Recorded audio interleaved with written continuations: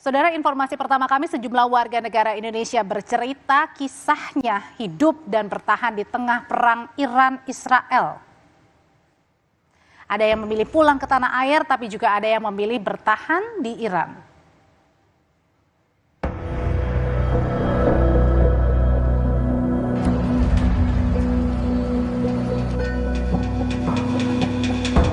Ya, alhamdulillah ya kita dievakuasi. Kondisi di sana cukup mencekam karena ada serangan dari Israel di beberapa saat dan berhenti beberapa saat dan kadang lanjut.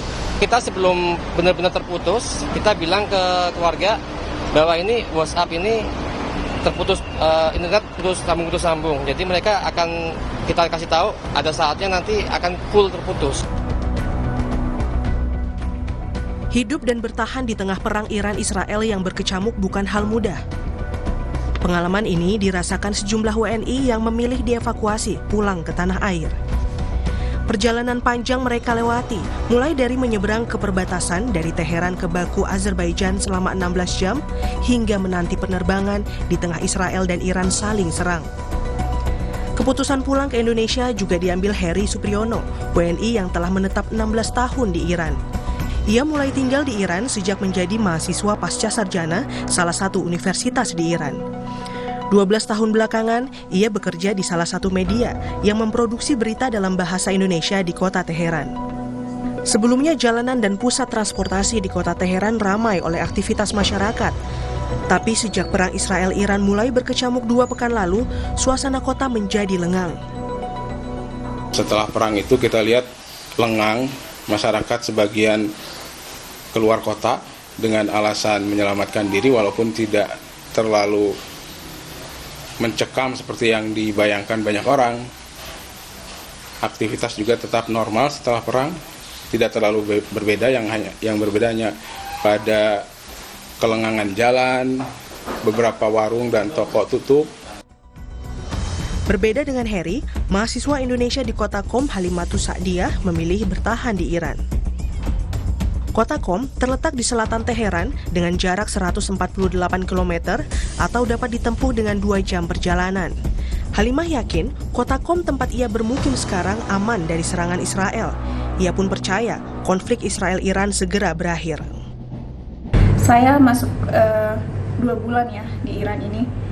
Dan hal itu menjadi salah satu alasan kenapa saya belum juga memutuskan untuk ikut evakuasi. Selain itu, saya juga telah mendapatkan izin dari orang tua untuk tetap stay tinggal di Iran. Saya dapat meyakinkan mereka, alhamdulillah, melalui berbagai alasan yang menurut saya bisa diterima. Saya menyampaikan kepada orang tua bahwasanya Iran adalah negara yang kuat dan mereka pasti bisa menyelesaikan konflik atau peperangan ini dengan baik. Dan kita juga melihat ya akhirnya terjadi gencatan senjata, alhamdulillah. Gencatan senjata Israel dan Iran dimulai sejak Selasa 24 Juni lalu. Presiden Amerika Serikat Donald Trump menyatakan akan bertemu dengan delegasi Iran pekan depan untuk membuat kesepakatan. I'll tell you what, look, we're going to talk to them next week with Iran. We may sign an agreement, I don't know. To me, I don't think it's that necessary. I mean, they had a war, they fought, now they're going back to their world. I don't care if I have an agreement or not. The only thing we'd be asking for is what we were asking for before about we want no nuclear. Kini Kementerian Luar Negeri Indonesia masih mengevakuasi WNI dari Baku, Azerbaijan ke Jakarta. Sebelumnya, beberapa penerbangan WNI sempat tertunda, terutama pasca Iran menyerang pangkalan militer AS di Qatar. Tim Liputan, Kompas TV.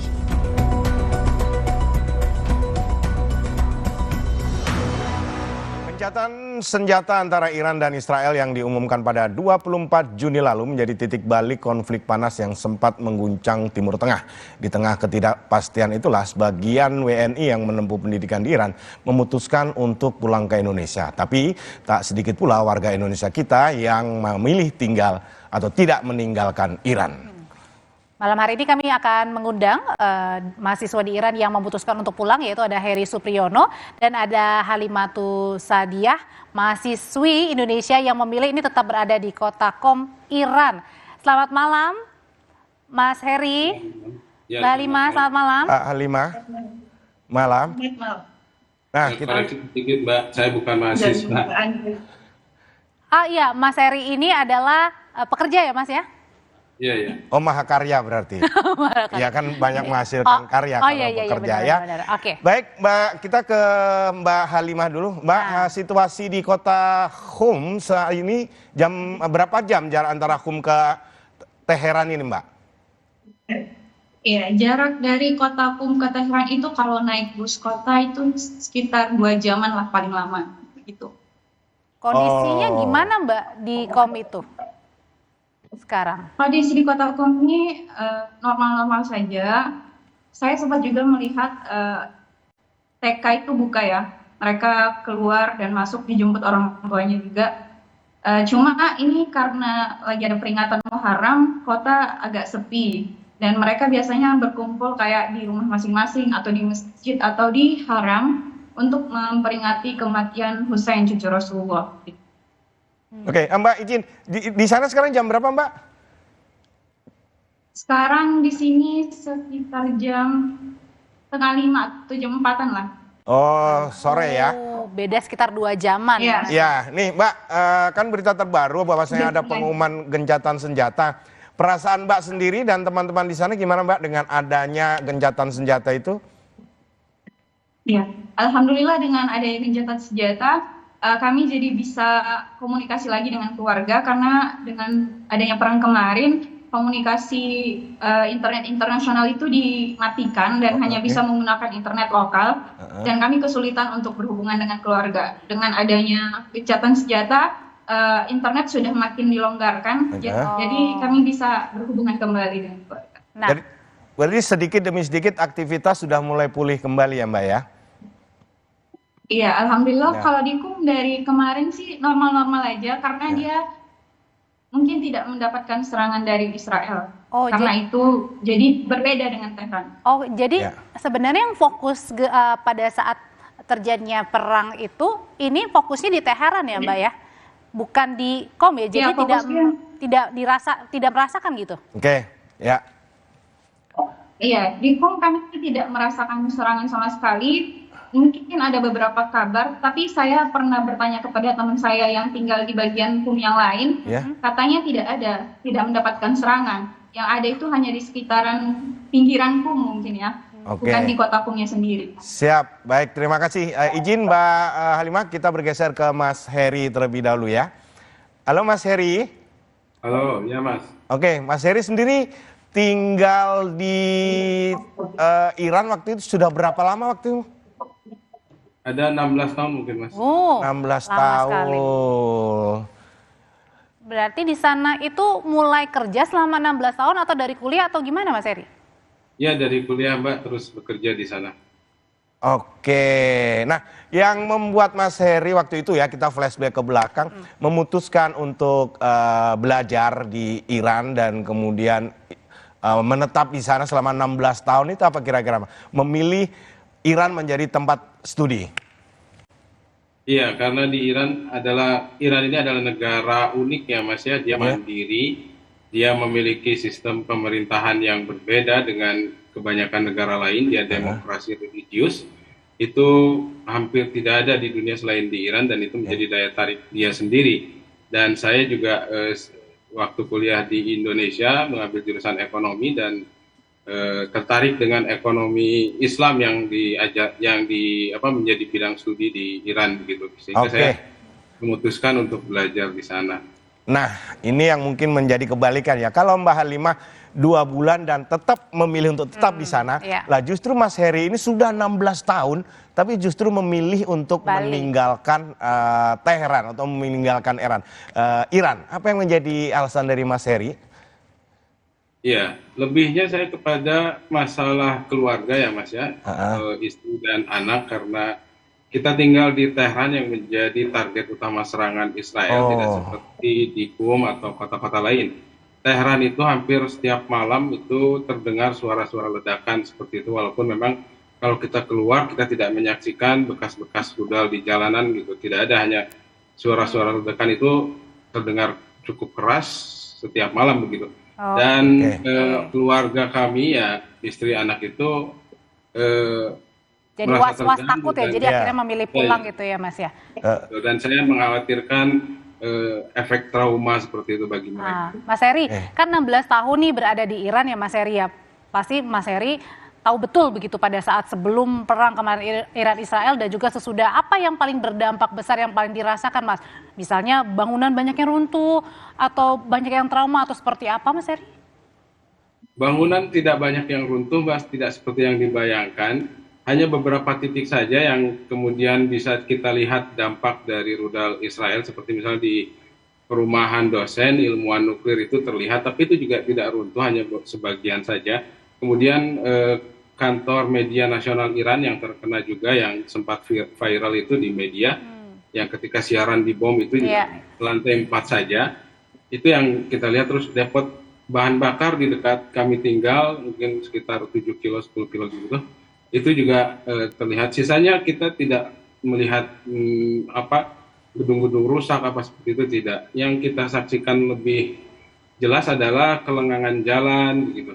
Kemudian toko-toko yang sebagian tutup karena memang mereka memilih tutup karena warga sebagian sudah pindah ke kota lain untuk sementara begitu. Oke, berarti pada saat kemarin mengalami perang selama 12 hari ya, Mas Har, waktu itu susah nggak untuk makan, untuk keluar, atau memilih untuk di dalam rumah saja, karena itu tadi kan di Teheran mencekam sekali suasananya kala itu? Tidak mencekam sekali sih Mbak, kami kesulitan juga mendapatkan makanan, warung-warung masih buka di hari pertama, kedua hingga sampai pertengahan mungkin itu tetap buka, dan kami dalam menyediakan kebutuhan sehari-hari tidak mengalami kesulitan begitu. Apalagi yang penyedia jasa online itu banyak yang menawarkan untuk mengantarkan sampai ke rumah. Oke, nah nanti kita akan berbincang lagi ya, Mas Akbar ya, bersama dengan warga negara kita yang masih memilih untuk tetap berada di Iran dan juga di Indonesia yang akhirnya pulang. Lebih lengkapnya nanti kita akan kembali lagi di Sapa Indonesia Malam akhir pekan.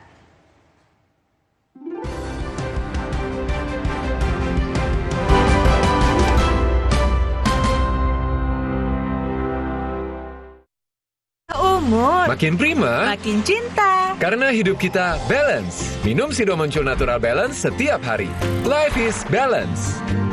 Female Balance buatku, Male Balance buat aku. Pemenang umroh kapal api Wawan dari Jakarta. Kamu bisa menang umroh seperti Wawan. Caranya, kirim 7 bungkus bertanda khusus dan data diri ke Dropbox atau PO Box kapal api JKT 10.000. Yuk ikutan, insya Allah bisa umroh. Selamat Tufan, apa alasan Anda bergabung dengan MU? Terima kasih, saya bangga bergabung dengan MU, Mortar Utama, yang selalu bisa diandalkan untuk kualitas terbaik bangunan rumah saya. Sama seperti MU, mortarnya jagoan, saya harus selalu siap, terus memberi kinerja sempurna. Jangan salah pilih ya, MU, mortarnya jagoan. Hai guys, selamat datang di vlog gue hari ini. Udah yuk nontonnya. Jalan-jalan ke salah satu surga tersebut, yaitu Pulau Payung. Yuk ikutin perjalanan vlog gue dari dulu ya.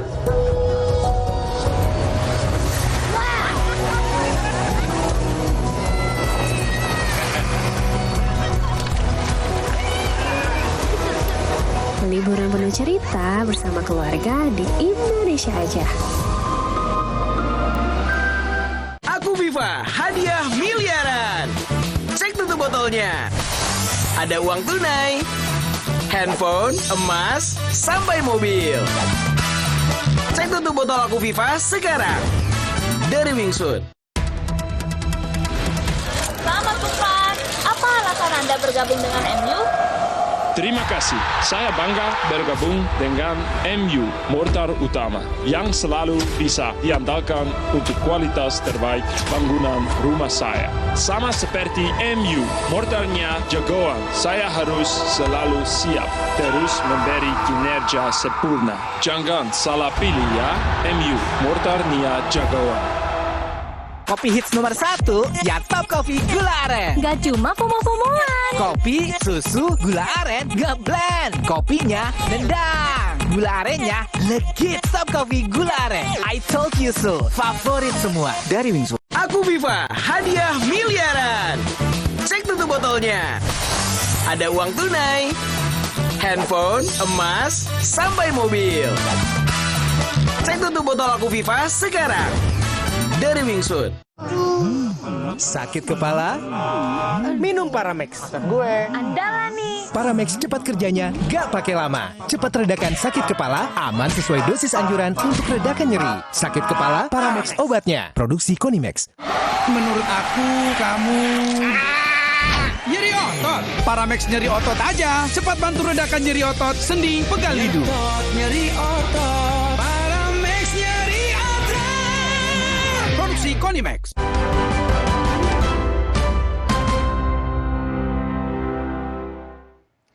Saudara, sisi lain bertahan di zona perang ternyata tidak hanya dialami oleh warga, tapi juga jurnalis yang meliput di tengah perang. Seperti apa sebenarnya pada saat jurnalis ini meliput di tengah konflik begitu ya? Kita akan membahas bersama dengan ex-jurnalis harian Kompas yang pernah meliput perang bersama Mustafa Abdul Rahman. Selamat malam Pak Mustafa. Ya. Dan juga ini kita punya warga negara Indonesia yang sudah tiba. Kalau tadi ada by Zoom. Sekarang ya. kita kehadiran langsung Mas Fakih ya. Mas Taki ya, Mas Taki. Iya, Mas Taki. Yang alhamdulillah sudah nyampe hari Kamis. Hari Kamis sudah nyampe di sini. Oke, sebelumnya Pak Mustafa. Ya. Pak Mustafa berapa tahun dulu menjadi seorang wartawan? Saya sekitar 30 tahun. 30 tahun mulai tahun 91 sampai 2022. Oh, 2022. Nah, pengalaman meliput perang apa saja yang pernah dialami oleh Pak Mustafa? Nah, ini karena isu yang paling hot. Ya. Ini adalah isu Iran. Maka saya ingin menyampaikan ketika saya 2 kali melakukan tugas jurnalistik di Iran. Yang pertama yaitu pada tahun 2009. Sudah lama ya, sudah 16 tahun yang lalu ini. Ya. Meliput pemilu Iran saat itu yang dimenangkan oleh Ahmadinejad. Kemudian yang kedua berkunjung lagi ke Iran, tugas jurnalistik juga, meliput pemilu juga pada tahun 2013 yang dimenangkan oleh Hasan Rohani. Ya. Yang pertama ini agak menarik. Karena pada pemilu tahun 2009 yang dimenangkan oleh Ahmadinejad yang itu adalah kandidat dari kubu konservatif dan lawannya saat itu adalah Sir Hussein Musawi dari kubu reformis, kubu moderat. Nah, pada awal-awal pengumuman pemilu itu kan seperti di sini. Jadi perhitungan itu dari provinsi ke provinsi. Ya. Ketika awal-awal itu Mir Hussein Musawi yang dari kubu moderat ini selalu menang. Wah, pendukungnya saat itu bersorak-sorai ya, sampai turun ke jalan. Tapi tiba-tiba di akhir disalib oleh Ahmadinejad ini suaranya. Ibaratnya pendatang baru menyalip gitu ya? Bukan pendatang baru? Bukan pendatang baru, sudah incumbent sebetulnya. Oh, incumbent juga. Yang Ahmadinejad kan. Yang pendatang baru ini yang Hussein Musawi yang dari kubu moderat. Nah, ketika pengumuman hasil pemilu awal-awalnya masih dimenangkan oleh Hussein Musawi. Nah, sehingga dari kubu reformis itu bersorak-sorai ya, sampai turun ke jalan. Tapi tiba-tiba pada penghitungan suara terakhir, Ahmadinejad ini menyalip ke Hussein Musawi sehingga hasil finalnya dimenangkan oleh Ahmadinejad. Kontan pada waktu itu terjadi kerusuhan kota Teheran itu. Dan saya sebagai saksi pada waktu kerusuhan, melempar batu, nyerang toko-toko, bakar ban gitu kan, rusak Teheran itu. Sehingga aparat keamanan turun di jalan, tapi tidak beberapa lama bisa diatasi. Oh, oke. Nah, baik, nanti kita akan lanjutkan ngobrol mengenai bagaimana situasi pada saat itu ya. Pada saat itu istilah dan juga bagaimana sih sebenarnya dinamika politik dalam negeri di Iran sendiri. Itu yang kita lanjutkan ini. Nah, nanti akan kita ngobrol ya. Nanti masih panjang. Dan juga dalam geopolitik posisi Iran itu bagaimana. Kita akan lebih ngobrol, tapi kita lanjut terlebih dahulu ke Mas Heri. Masih bersama kami. Oke. Nah, Mas Heri mungkin bisa diceritakan perjalanan ini Mas, hingga akhirnya Mas sampai di tanah air. Serunya atau istilahnya bukan serunya ya. Ya, seru dalam kendalanya, artian, bagaimana perjuangannya Mas hingga sampai alhamdulillah di tanah air kembali. Silakan. Iya, pada hari Jumat lalu, minggu lalu, kita berangkat dari Tehran bersama-sama dengan rombongan yang lain. Sekitar 4 bis kita berangkat menuju pos perbatasan Astara di perbatasan Iran-Azerbaijan.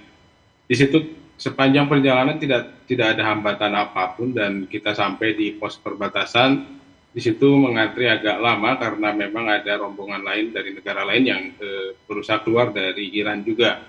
Nah, setelah beberapa jam akhirnya kita bisa masuk ke Baku, Azerbaijan, kemudian disambut oleh Duta Besar Indonesia untuk Iran yang saat itu menyambut kami di Baku, lalu kita dibawa dari perbatasan ke kota Baku dan tinggal di salah satu hotel di kota tersebut. Selama 2 malam kami menginap di sana, kemudian menanti untuk mendapatkan tiket menuju Indonesia yang awalnya harus bertransit dulu di Doha begitu. Sebagian transit di Doha, sebagian transit di Turki dan sebagian di negara lain begitu. Dan saya kebagian gelombang pertama, kloter pertama, saya harus transit di Doha sebelum ke Indonesia. Pada saat kita terbang menuju Doha dari Baku, di tengah perjalanan sebelum sampai ke Doha, pilot pesawat mengumumkan bahwa bandara Doha ditutup karena Iran melakukan serangan ke pangkalan militer Amerika Serikat. Sehingga saat itu kami terpaksa mendarat darurat di Bandara Jeddah. Dan kita menunggu selama 7 jam di Bandara Jeddah, menunggu bandara buka kembali dan akhirnya bisa menuju ke Doha. Artinya perjuangan sekali ya Mas ya untuk sampai ke Indonesia ya Mas ya? Betul-betul Mbak, ya. Kalau ya itu tadi ceritanya Mas Heri. Tapi saya mau kembali lagi ke Mbak Halimatus. Mbak Halimatus, kalau sekarang kan keadaannya ya sudah lebih tenang ya Mbak ya, bisa dikatakan seperti itu. Nah sekarang berarti artinya aktivitas dari warga sendiri sudah bisa beraktivitas normal kah? Nah, kalau itu sudah normal. Di Tehran juga katanya sudah normal. Tadi teman saya barusan berangkat dari Qum ke Tehran, mereka sudah berkali-kali ke asrama mengambil barang yang dibutuhkan dan memang katanya udah mulai normal. Kalau bandara sendiri, bandara kan kemarin sempat ditutup ya, bandara Iran. Kalau sekarang sudah dibuka? Saya masih kurang tahu informasinya, cuma kata teman saya tadi sepertinya belum dibuka. Oke. Nah, halo? Masih dengar Mbak ya? Halo? Nah Mbak, kalau obrolan-obrolan masyarakat lokal sendiri akhir-akhir ini apakah masih tetap membahas mengenai perang atau sudah tidak terlalu khawatir lagi tentang perang? Ya. Masyarakat di sini sepertinya sudah udah merayakan kemenangan ya. Mereka merayakan kemenangan Iran atas Israel. Sesudah itu mereka fokus untuk hidup selanjutnya. Sekarang itu kebetulan ada peringatan Muharram, mereka sibuk mengadakan acara peringatan. Terus mereka juga udah seperti untuk orang-orang yang udah terkena serangan itu, mereka mendaftarkan diri kepada pemerintah untuk dilakukan perbaikan rumahnya seperti itu atau pembangunan kembali. Jadi bisa dikatakan mereka udah move on gitu, Pak. Oke. Nah, tapi situasi di sana kan boleh dibilang belum stabil juga ya. Tiba-tiba muncul lagi konfrontasi, muncul lagi statement yang akhirnya membuat bergejolak lagi. Nah dari Kemenlu sendiri ada statement kalau misalkan nanti terjadi gejolak lagi dan mungkin terjadi istilahnya perang lagi, Kemenlu sendiri mengatakan tidak untuk akan membatasi untuk akomodir warga yang ada di sana untuk kembali ke Indonesia. Nah, apabila situasi itu terjadi, Mbak Halimah sendiri sikapnya akan memilih tetap untuk stay di sana atau untuk berpikir lagi untuk kembali ke Indonesia? Saya akan bermusyawarah dengan keluarga dulu, karena saya masih di bawah tanggungan keluarga. Jika keluarga masih mengizinkan saya stay di Iran, tinggal di Iran, dan memang situasi masih terkendali, aman, saya akan tetap di sini. Tetapi jika memang ada kesempatan evakuasi dan kondisi memang tidak memungkinkan dan harus pulang, dan keluarga juga mendesak, saya akan pulang. Oke. Kalau dari Mas Taki sendiri, berapa lama sih Mas di Iran? Saya baru 5 bulan, Mbak. Baru 5 bulan. 5 bulan. Baru 5 bulan, baru sebentar ya. Tadi kan Mas Hari jauh lebih lama. 12 tahun, 12 Mbak tahun. Halimah juga baru 2 bulan. Iya, baru 2 bulan. 5 bulan. Nah, berarti Mas Taki sendiri mengalami bulan-bulan terakhir sebelum terjadinya perang sendiri. Mungkin bisa diceritakan situasinya pada saat itu dan mungkin obrolan-obrolan di masyarakat lokal pada saat itu. Ya, awalnya ketika Jumat pagi ya serangan itu. Ya, kami sedang melaksanakan sholat subuh. Oke. Nah, lalu setelah itu kami beranjak untuk istirahat kembali. Iya. Lalu ada suara dentuman seperti itu, Pak. Nah, awalnya kami mengira itu adalah suara ini, suara pintu yang dibanting dari. Dari sekitar aja pintu ya, seperti itu, oke. Ya. Ternyata? Nah, ternyata setelah saya lihat grup WNI, pada nanya ada yang dengar suara barusan tidak? Gitu. Ya. Nah, ternyata itu adalah suara ledakan. Oke. Mas Taki sendiri di Teheran ya? Di Teheran, Pak. Oke. Kalau udah di Teheran, nyampe di sekarang di Indonesia kan tadi katanya sudah mulai normal kembali gitu ya. Pengen balik ke sana lagi? Ya, jika keadaan sudah mulai membaik, orang tua saya mengizinkan untuk balik lagi. Oh, kalau Masnya di sana mahasiswa berarti atau? Mahasiswa. Oh, mahasiswa. Tapi kalau pihak kampus sendiri sudah mencoba untuk menghubungi, misalnya, kampus sudah buka, boleh lagi berkegiatan? Iya, boleh. Sudah ditelepon? Sudah dikonfirmasi awalnya untuk para mahasiswa yang akan pulang ke negara masing-masing akan disediakan kelas online. Nah, tapi kemungkinan 2 bulan ke depan jika keadaan sudah membaik kami diizinkan untuk kembali masuk. Oh, masih nunggu lagi ya Mas Akbar ya? Masih nunggu lagi. Nah, kita ke Pak Mustafa yang ya istilahnya berpengalaman lah dalam situasi konflik perang seperti ini. Nah, apa yang bisa disampaikan atau bisa saran yang bisa diberikan dari Pak Mustafa untuk istilahnya warga, khususnya warga negara Indonesia yang ada di situasi perang seperti ini, Pak? Ya, bagi WNI yang berada di daerah konflik seperti Iran ini, ya memang harus hati-hati, harus waspada, harus antisipasi kalau setiap saat perang terjadi. Tidak hanya perang dengan negara lain tapi situasi di dalam negeri sendiri. Dan kan peta politik di Iran itu kan terbelah antara kubu moderat sama kubu radikal, kubu garis keras. Sampai sekarang. Dan itu kan terpatri sejak tahun 90-an. Ya seperti saya ceritakan tadi, pemilu di Iran itu sering keras. Karena benturan pertarungan antara kubu moderat dan kubu radikal tersebut. Sampai pada situasi perang tersebut tadi kemarin itu pejabat Iran ketika memberi statement ketika perang kemarin itu terlihat juga terbelah. Maksudnya pada saat perang Iran-Israel di internalnya sendiri juga terbelah. Jadi ada yang memberi statement moderat, yaitu yang disampaikan oleh Presiden Iran, Masoud Pezeshkian, dan kemudian Menteri Luar Negeri Iran, Abbas Araghchi, ini selalu memberi statement positif, memberi harapan. Ketika berkecamuk perang, sebelum Amerika ikut campur dan bahkan para analis, para pengamat memprediksi ini bisa perang dunia ketiga ini. Di saat genting-gentingnya itu Presiden Iran itu kan perang meletus pada tanggal 13. Tanggal 15 atau tanggal 16. Presiden Iran itu tiba-tiba menelpon Presiden Turki Recep Tayyip Erdogan dan dalam pembicaraan lewat tersebut Presiden Iran meminta supaya Turki bisa menjadi mediator. Pertama. Yang kedua, Presiden Iran menyampaikan pada Presiden Turki bahwa Iran siap menghentikan perang asalkan Israel menghentikan perang juga. Ini sebelum Donald Trump tiba-tiba menyerukan kesenjahteraan, ini belum. Nah, jadi ada statement memberi harapan. Nah, ini yang kalau kita melihat atau dalam konteks peta politik Iran, Presiden Iran itu mempresentasikan kubu moderat. Adapun kubu radikalnya itu adalah pemimpin spiritual Ali Khamenei yang selalu memberi statement keras kan. Nah, berkaitan ini kan berkaitan Pak Mustafa sangat paham nih ya, karena 16 tahun